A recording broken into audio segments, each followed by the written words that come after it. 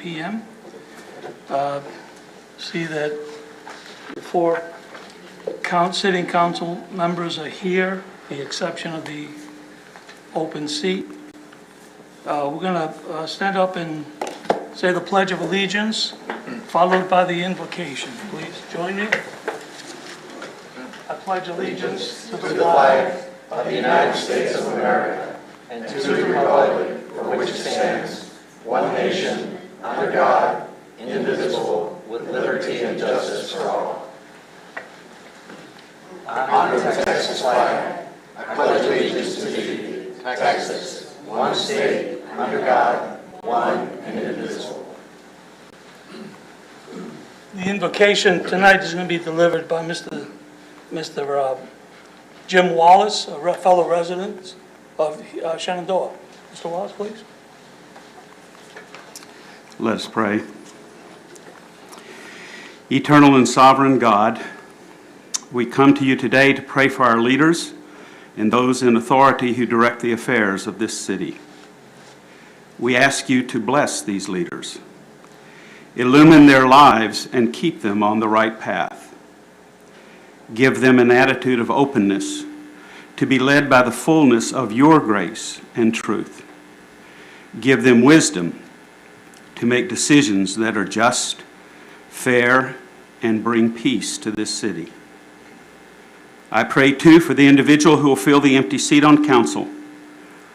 May this person have a heart of humility and service, not a heart that quests after power and influence. I pray also for the citizens of Shenandoah, those of faith and of no faith, that we would speak and act justly, love and show mercy, and walk humbly in our daily lives. I pray this all in your sovereign name. Amen. Amen. Thank you. Thank you, Mr. Wallace. Welcome, everybody. Good to see almost a full hall here tonight. I'd like to see citizen participation in our process. We're going to move on to item number 5, Citizens Forum. Citizens are invited to speak for 3 minutes on matters relating to city government that relate to agenda or non-agenda items. Speakers are asked to stand up and approach the podium to address the council and give their name and address before sharing their comments. First up, we have Mr. Alex Wormuth.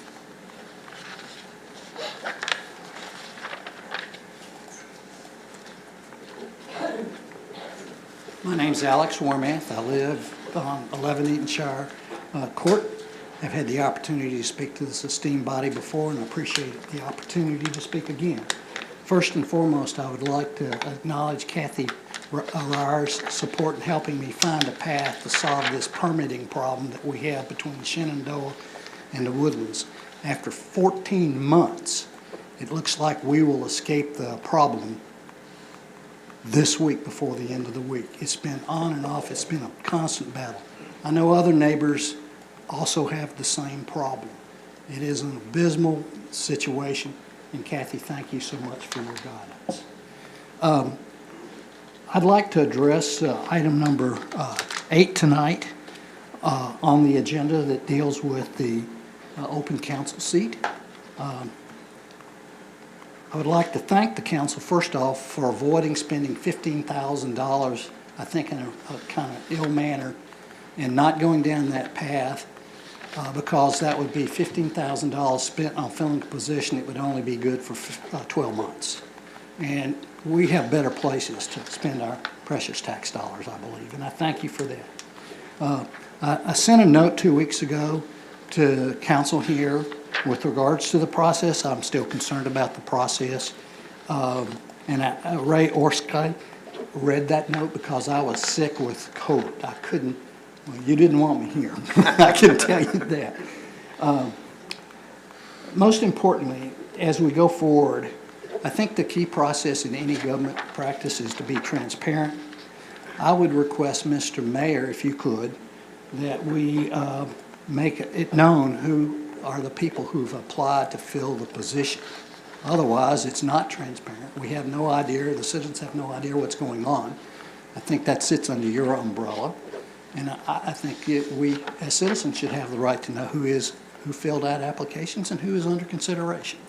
Secondly, my key concern about filling any government position or corporate position is the candidate who you're interviewing must have significant experience to fill the posted position, or else that new candidate is in the training mode for quite a while.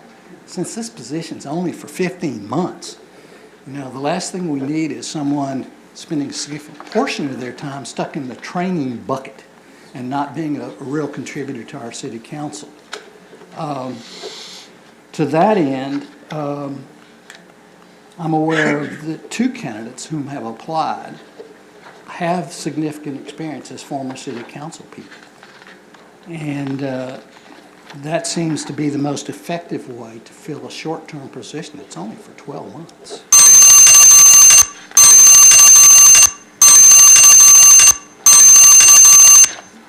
Thank you.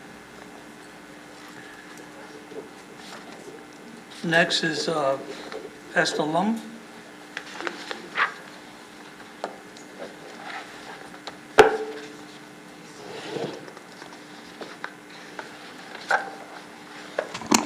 Yeah, Esther Lum. I agree with Alex. I am surprised that we did not see the list of names that are up for consideration, and I would say that it's absolutely not transparent. If you've got several names and you don't even list them in the agenda, that's not a good practice. I'm really here to announce the launch of the Shenandoah Sentinel this week, and so many of you may have already received this in your mailbox. This is a newsletter. It's a brand new news service that we have launched. It's the Shenandoah Sentinel LLC that is publishing this. I'm the managing member. Now, we have several volunteers, and this is also a website, shenandoahnews.com. Now, you're not going to see my name or any other names on this, in this first edition or online, at this point anyway. The reason is we're not trying to hide, but we're not also wanting the attention to be about us. This is truly a city newspaper dedicated to Shenandoah. We don't have this, and I think we actually need it. Our mission statement is objective reporting of city news and human interest stories. And on the first page, we have one of each of those. Now, one of our other initiatives is to identify all the veterans that live in our city and invite them to tell their stories and truly honor their service to our nation. The Sentinel believes that there are heroes in every small town, and we need to thank them for their service. So we're actively looking for those stories. And we're also going to report on City Hall. So from time to time, the Sentinel will contact members of this council and city staff. And we're going to request interviews and comments on news stories. So I hope that each of you will give us the same courtesy of a response as you do other news outlets. And finally, the Sentinel welcomes story ideas and article submissions for consideration by anyone who lives in the city or works here or who does business here. Thank you. Thank you, Esther. Thank you. All right. Next is John Samuelson. I'll pass, thank you.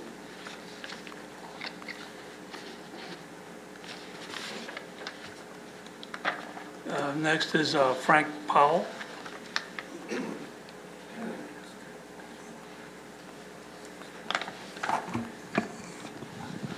Good evening, council members. I'm here for a few reasons, and I think I'm going to have Ms. Lum's one of her next stories, I guess, tonight. First off, Mr. Scotto, process servers here, you're going to be served papers for a citation today. We can do that now or we can do it later. It's totally up to you. But I'm going to keep speaking no matter what. I'm here to speak on a couple of agenda items. Number one is the city administrator updates and the city attorney updates. I have an AG opinion here, Mr. Farabee, Ms. Ryer.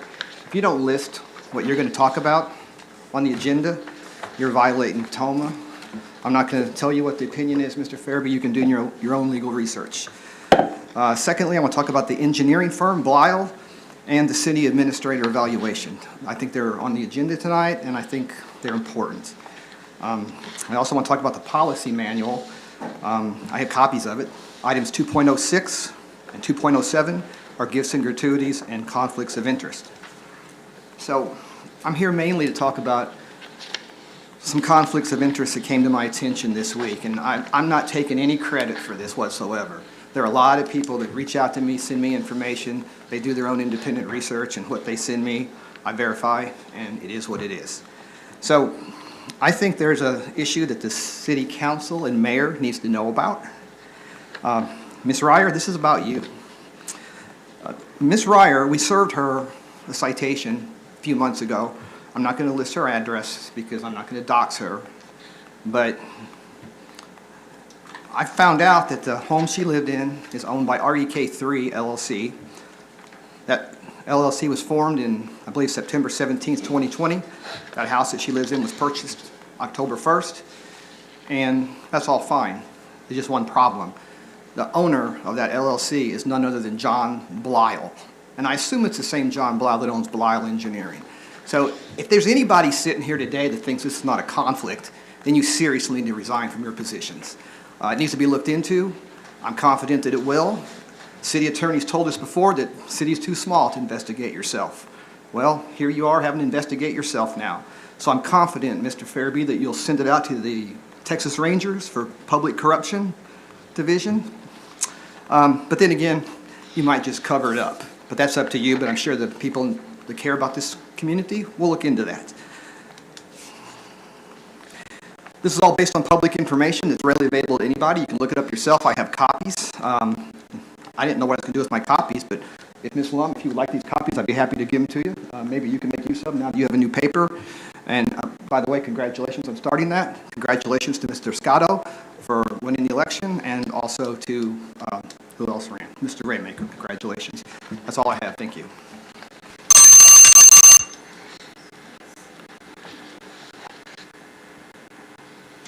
All right, we move to item number 6 is canceled. This is a matter that is going to be dealt with at a later date. Item number 7, presentation of the monthly MDD report. Okay, the May update, MDD approved closing out the East Side Relief Pond project and made the funds available to MDD available cash. The Holly Hill Trails Park project was completed. And also ACP waterline replacement at David Memorial and David Vetter was also completed. And on one of the other slides, again, you see the East Side Relief Pond being closed out. So that's the update. You were just in the meeting, so nothing passed in the joint meeting. Okay. Thank you.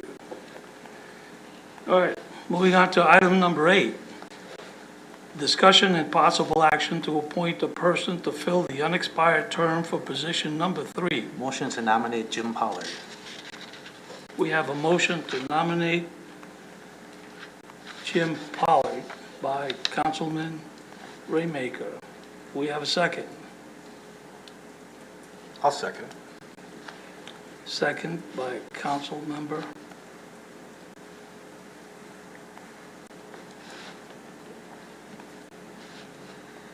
Okay. All right. Any discussion? No, I think Jim's service on P&Z has been awesome the last 4.5 years, and it was something that I considered strongly. I reached out to everyone that these people, I've talked to all but 2 of them. There's a lot of good candidates out there, a lot of good people that want to serve Shenandoah. And this, if I say no tonight, it's not a negative vote to Mr. Pollard by any means.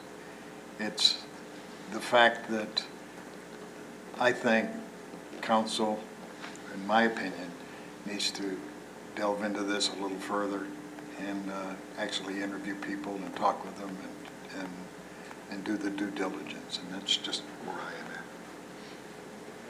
am at. You're thinking to...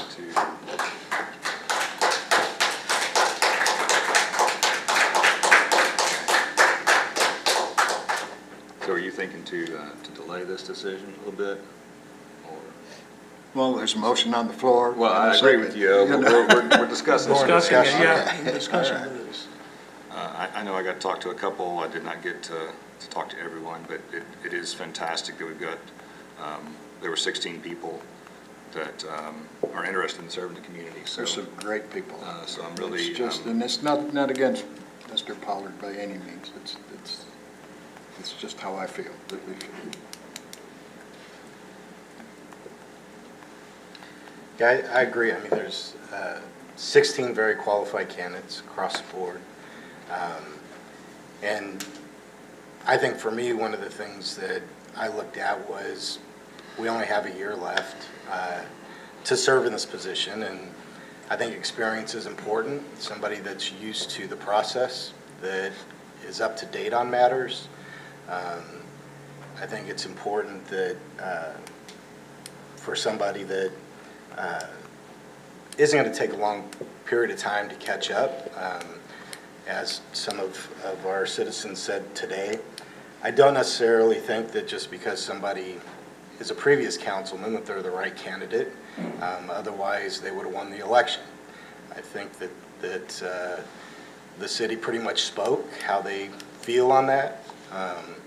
And so for me, that was a big consideration. I know that, you know, there's 3 seats that will be up here again in next spring. I've already identified I'm not going to run for another term. That when I originally ran, I would only run for 3 terms, and this will conclude, you know, my service on city council. So I know that, you know, again, my seat will come up at that point, and then of course the open seat that's currently here. So I think in looking at that, that was a big factor in me making a decision. Was somebody that does have the experience, that does know what's going on in our city currently, as well as the process, that it's not going to take a long time to get somebody up and running. So that's kind of how I was leaning in my decision. I agree. There's a list of qualified candidates out there, and I'm really happy to see the level of interest in serving at this point.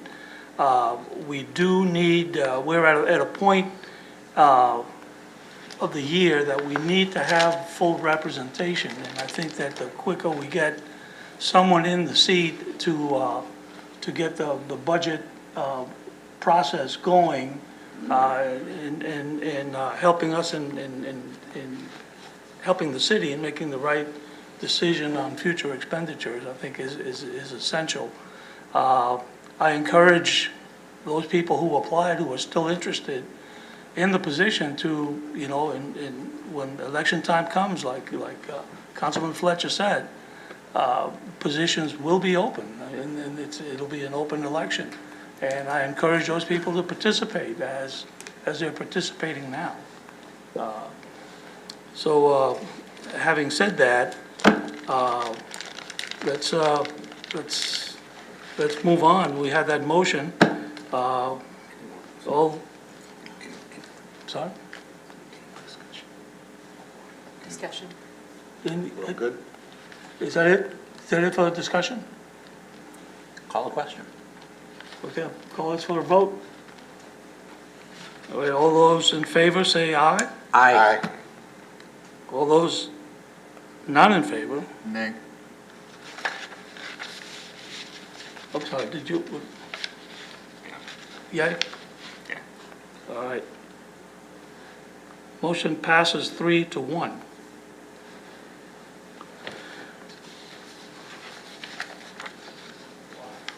Mr. Pollard, you've been selected. We need to make it effective. We're going to make it effective next week. The July Next 13th meeting. meeting? Yeah, The next meeting. Yeah. So, yeah, it will be effective for the next council meeting, which is July the 13th.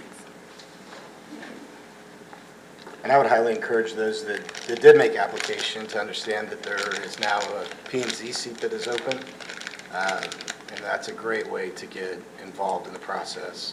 And because we've had so many people step forward, I would even be willing to give up my MDD seat to allow somebody to step in and get more involved in the process as well.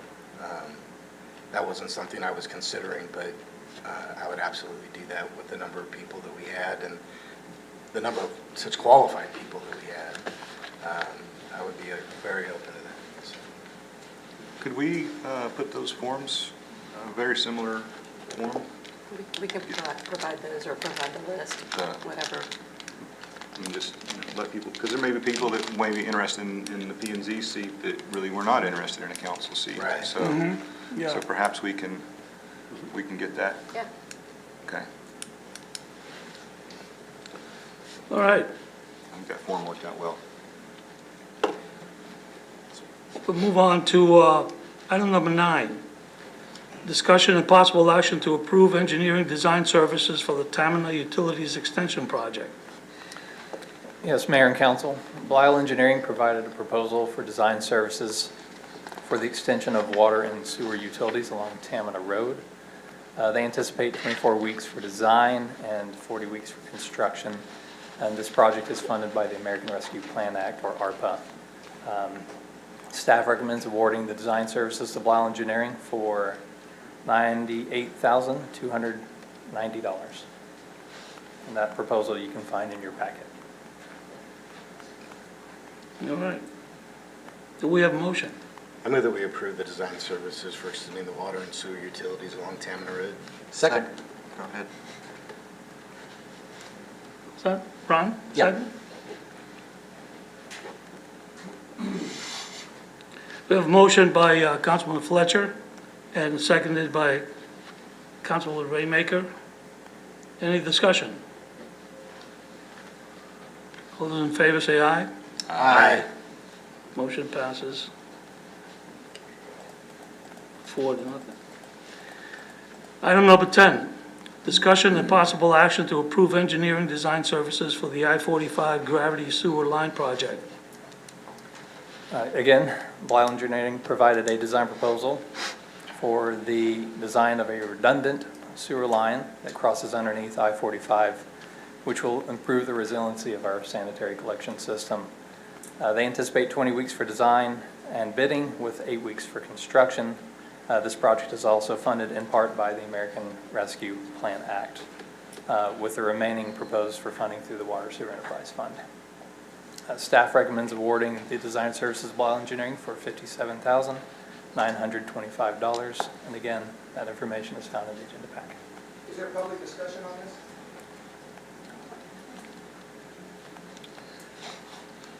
No. If Ms. Ryder is the one that recommended this, you might want to table it until you do your investigation to see if there's improprieties or conflict of interest. You can ask them. No, we're gonna move on to the next agenda item. Not good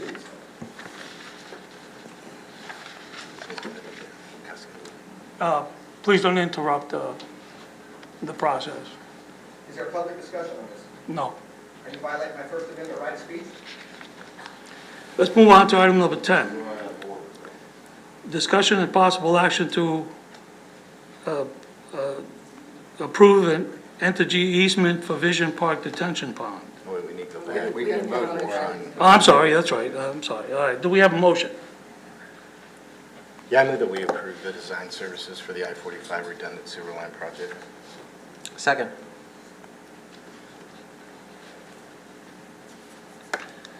We have a motion by Councilman Fletcher, seconded by Councilman Raymaker. Any discussion? None? All those in favor say aye. Aye. Motion passes 4-0. Item number 11, discussion and possible action to approve an Entergy easement for Vision Park Detention Pond. Motion to approve. Second. Joseph, can you give us some Yes, absolutely. This easement is going to be required for the ground transformer for the Vision Park expansion amenity project. Staff is recommending approval of the easement. Okay. All right, any discussion on this? Nope. All in favor, say aye. Aye. Motion passes. All right, discussion and possible action to adopt the following ordinance. An ordinance of the City of Shenandoah, Texas, approving an annual service plan update to the service and assessment plan and assessment role for public improvements for the Metro Park Public Improvement District and enacting other provisions relating thereto. Mayor and council, just seeing your agenda pack is the annual Public Improvement District Service and Assessment Plan Update report. This is provided each year to give an update on the property and also to give the formal adoption of the tax roll for those special assessments for the upcoming tax year that will be sent off to Tammy Ray's office for collection. This used to be only approved by resolution. However, with new state law that activated on September of 2021, we now have to adopt it by ordinance. It has to be notarized, and I have to file it with the county clerk's property records within 7 days of approval. All right. Do we have a motion? Motion to approve. Second. Motion to approve by Councilman Raymaker, seconded by Councilman Fletcher. All in favor, say aye. Aye. Motion passes.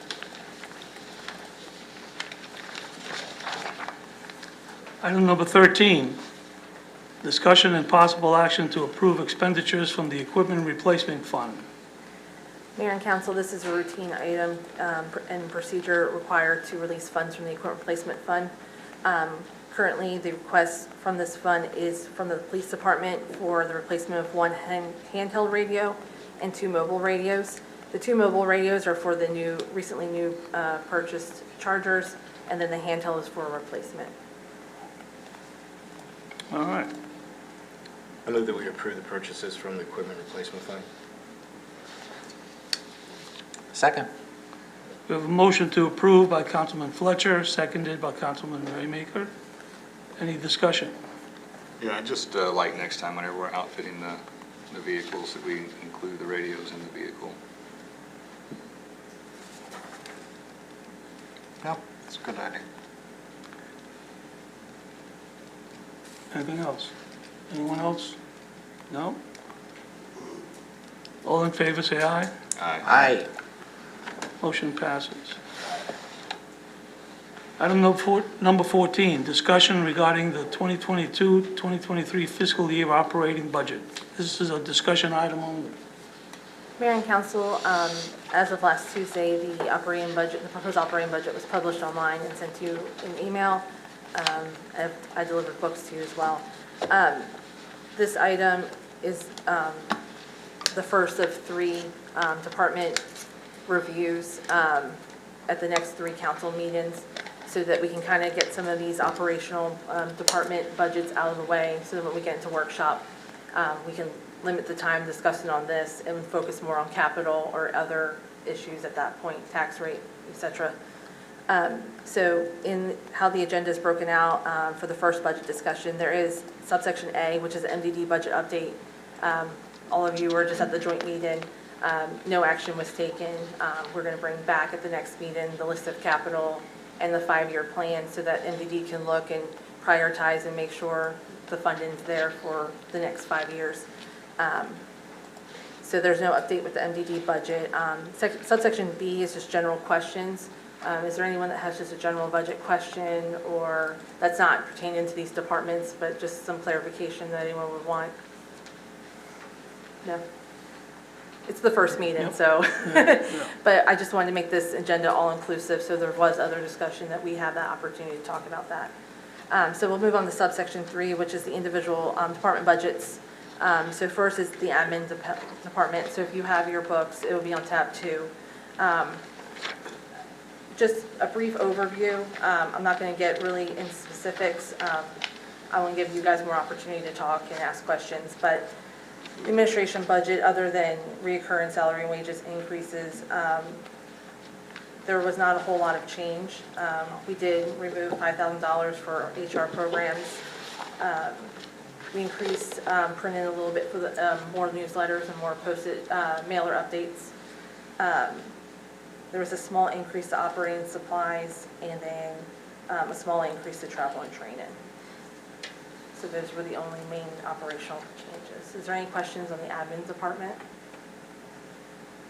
No? So on all these across the, back up, there was a percentage, and we've already accounted for the cost of living raise that we gave. I just want to be clear that that's already included here. Yeah, so for if you do everybody look, that's reading.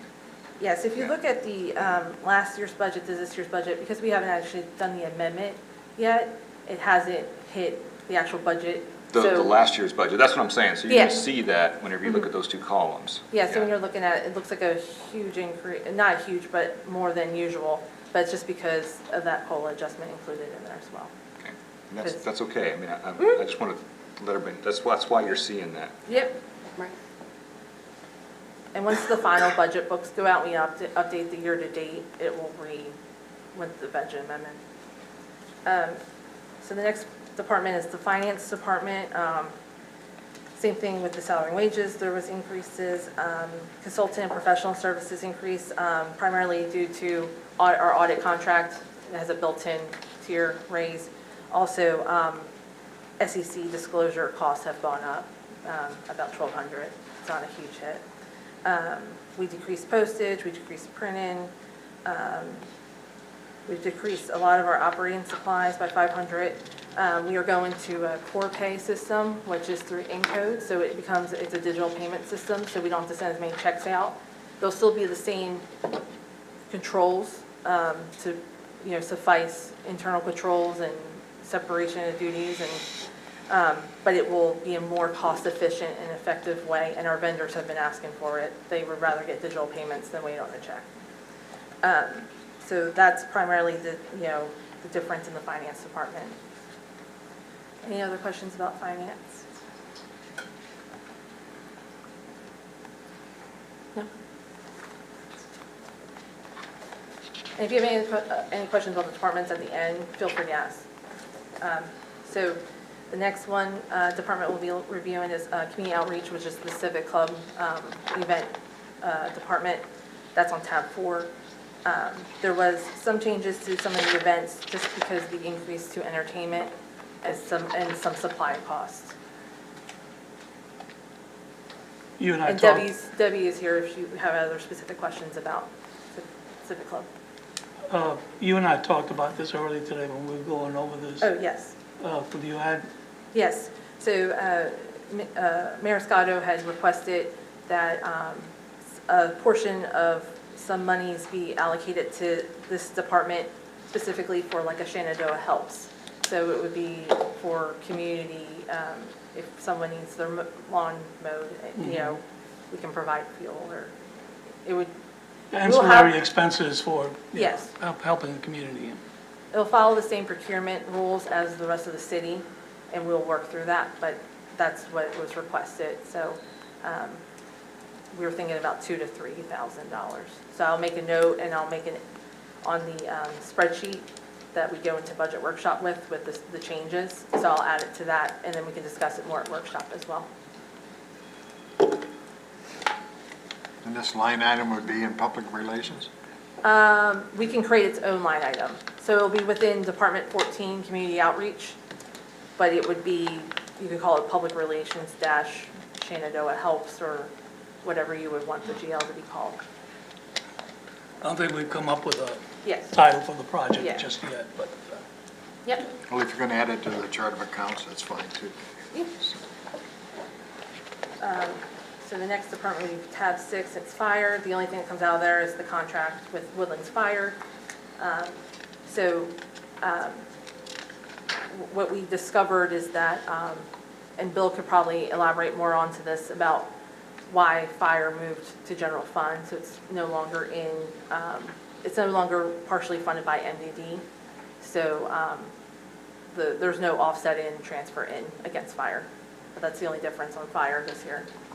And then the new contract price. Yeah, and I think it's important that we continue to educate everybody about how fire is calculated and how it's funded. And that it's basically based off of property tax rates. Yes. 0.10 Yeah. of your property taxes is fire protection, so. Yeah. And if there was to be an ESD that came in, they would impose a 10 cent tax. It's the So same, it's the yeah. same offset. So if there's no other questions on fire, the next will be municipal court, and that's on tab 9. There's absolutely no change to this department. But if you have questions, Jackie Thompson is here to answer those about municipal court. So can we kind of covered that real fast. I want to go back to the fire thing real quick. Because I don't want to leave the impression that there's a tax being imposed. No, there isn't. No, Thank you. good That's kind to of clarify that. It's kind of what was said, the and there contract is was not a modeled- tax. The contract, The contract was yeah. modeled The after contract that. amount was based on what an Yes. actual ESD would be. Yes. So- And it's just pulled out of MDD. Correct, it's not, you're right, there's not a tax being imposed upon the citizens. Correct. No. So yes, court, if there's any questions, Jackie's here to answer those. But pretty much court is just purely contract labor. Some supplies and some postage for mail-ins, but mostly contract labor. The next department is also Jackie's, and that'll be on tab 13, that's community development. Jackie's always my favorite departments, not much change. Personnel, obviously. And then, as you'll see, some of the differences, especially in like consultant professional services and plan review inspections, it's removal of last year's budget amendments that were because of the vacancy to offset some of the fees in her building inspector vacancy. Any questions about community development? Just, where's Jackie? Right here. Oh, there you are. So I used to be out in the audience there. So do we see that there's going to be a significant use for our part-time building inspector? Or do we see that dialing down? Or do we, it's just a The generic part-time question. inspector comes in when the building official is not able to come in, or we have to go third party on that inspection coverage for training, vacations. But do we sick see days that, do we see, come now in. we've hired a full-time, do we see that going down, reduced, or do we think we're going to have enough of a load that that's going to basically be about where it is? No, it's yes, I don't see that being a permanent position that would be used frequently, only on the as-needed basis at a payroll hourly rate for him. And so we used to budget, I think, 50 in there. We've dropped it down to 15 over the years, and we just pull in from that. Yeah, I mean, I know we use them a lot more because in between, and that's what Yes. so I was just clarifying. So, okay. Yeah.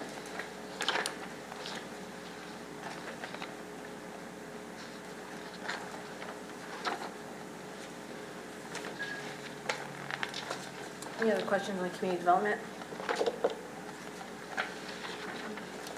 Nope. So moving on to the next department. So these are all non-major funds, trash recycling, park beautification, equipment replacement, and the Metro Park PID. Trash and recycling is, it's an in and out account technically. So general fund does support the revenue source. Pardon? Tab? Oh, it's on tab 24. They're just all non-major funds put together. Okay. So trash and recycling, the general fund supports the revenue source for the trash, and then recycling is still paid by the user. So those funds typically don't net anything. It's just usually it washes out. So based on homes with the new tiered increase to the contract price, last year we were about 311,000. This year it's 323,000. For non-major funds, park beautification, It's just for transparency. We can't really anticipate how many reservations we're going to have. Joseph uses that fund to replenish park supplies, tree plantings if he needs some. We've done very good with the online reservation site. It does get used quite often. Equipment replacement, this is in each department that has an equipment replacement transfer, you'll see transfer to equipment replacement. Well, this is the fund it goes to, Fund 120, and it just holds there, and I keep track of it. And then when we need items that are listed here in the equipment replacement schedule, we come to you and get approval to spend those. It's basically a savings account, long-term plan and savings account for larger items. And then the last one would be the Metro Park PID. This was suggested by the auditor to just include this in our budget. There's no city funds that go towards this budget. It's just for transparency reasons. And now that I have the final assessment, these numbers will change. I just didn't have all the assessment information when we were drafting this proposed budget. So that's pretty much the gist of those departments tonight. They're the easier ones.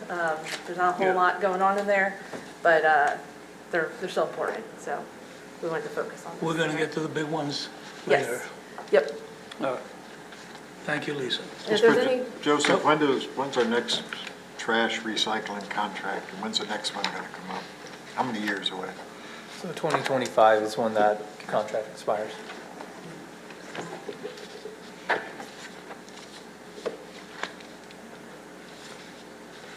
as always, if you have questions, please email me, and then I will compose those and disperse those. Anyone else? No. Let's move on to item number 15. Discussion and possible action to approve the minutes of the April 13, 2022 and the April 27, 2022 regular meetings. I move they be approved as read. Second. We have a motion to approve the minutes by Councilman Brad, seconded by Councilman Raymaker. All in favor, say aye. Aye. Motion passes. Discussion and possible action to ratify the accounts payable for May 22nd. I move that we ratify the accounts payable for May 2022. Motion to approve by Councilman Fletcher. You have a second? Second. Seconded by Councilman Brad. All in favor? Aye. Aye. Motion passes. All right, move on to city attorney updates. None tonight. None tonight. Item 18, city administrator updates. Council, I have just a few tonight. First of all, good news.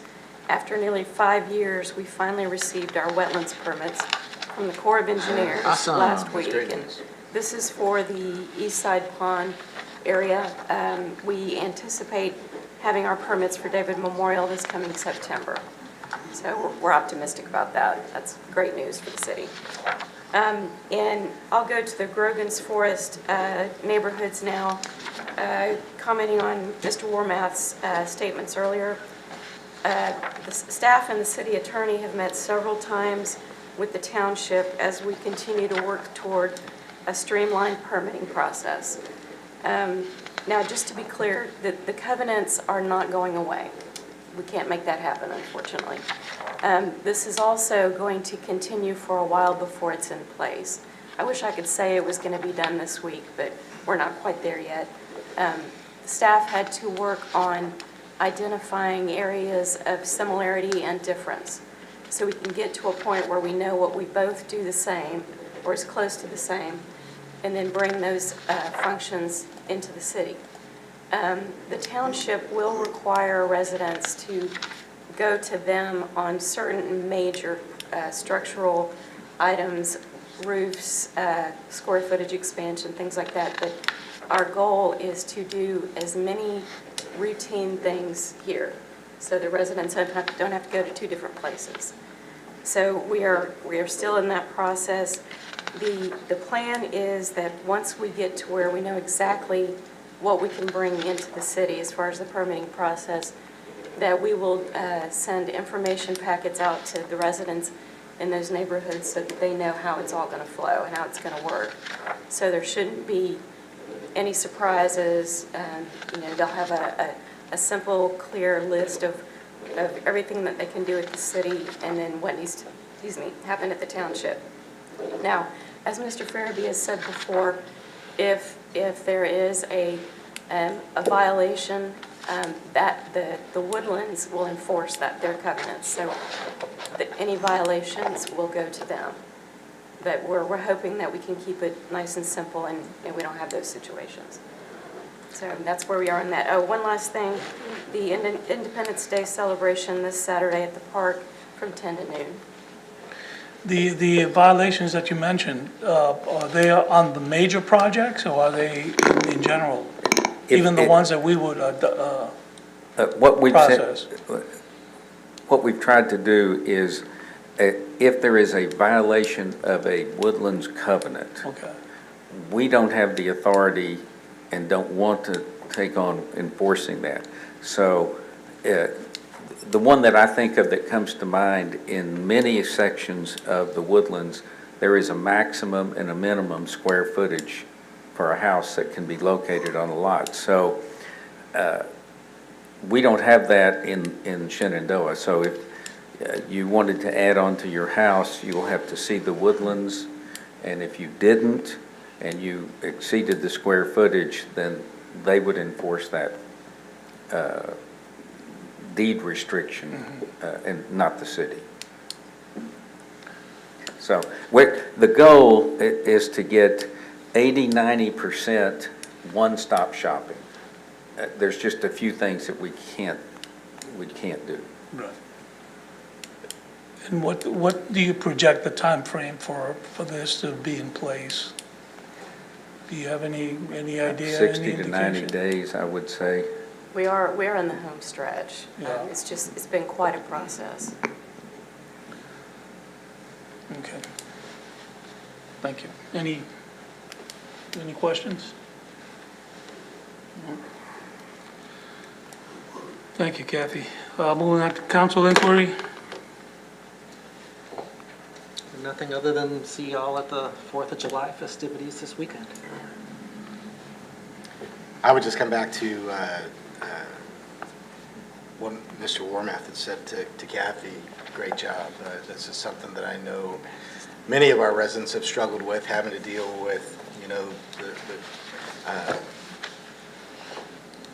the covenants and restrictions that are on their properties, and having to go to 2 municipalities to deal with it, or 1 municipality in the township to deal with it. And I know it's been a struggle in our city for many years. So I think it's, again, an excellent job that you guys have done to coordinate that with the Woodlands, to be able to bring here what we could do. And I know it's extra work for our staff as well in that process, because there's things that we have to give to the Woodlands and vice versa. So there's more in that process. But I think it's another example of how you guys really listen to what our residents are wanting and requesting and taking the appropriate action to put it into place. So great job. I agree. All right. All right, we're going to move into executive session. I'm sorry. Did you want comments? Oh, I'm sorry, I wasn't looking your way, I apologize. Go ahead. So yeah, the Shenandoah Sharks asked me to share with y'all their success in some this week. This year they raised money in their Swim for Sharks. They do this annually. They raise money for different groups outside. And so this year was the Prader-Willi syndrome, variable and complex genetic behavior, and it occurs about 1 in 20,000. It causes lots of different issues like low muscle tone, short stature, some cognitive defects and things like that. And so this year the Sharks in their Swim for Sharks program raised over $6,000 to benefit the Prader-Willi Association. And so I want to congratulate the Sharks and all the swimmers that swam their laps. I didn't get how many miles they swam this year in raising that, but I know we had many, many sharks do over 100 laps, so that's a lot of swimming to raise money for this worthwhile foundation. So I just want to say congratulations to the sharks for that.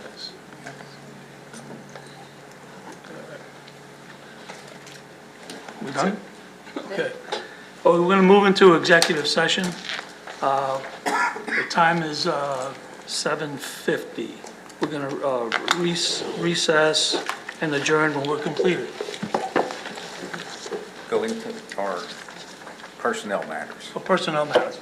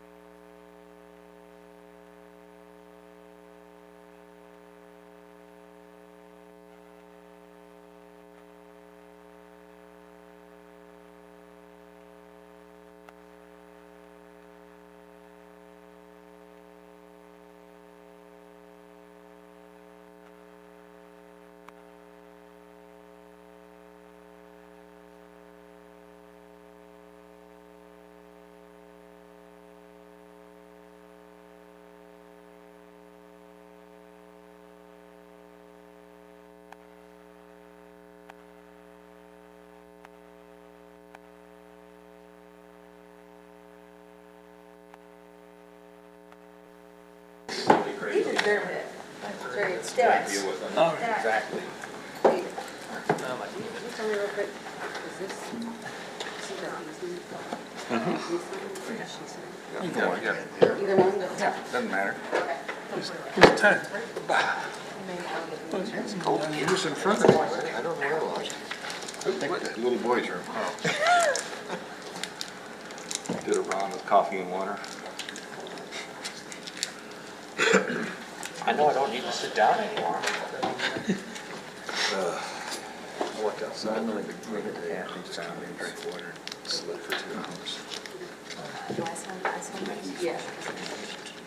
That was a crazy day for me. We moved the pound bricks from Saturday.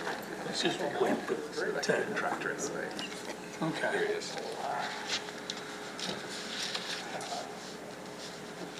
All right, reconvene council meeting at 9:17. No final action, decision or vote with regard to any matter considered in a closed meeting was made during the closed session. So the council session is closed at 9:17.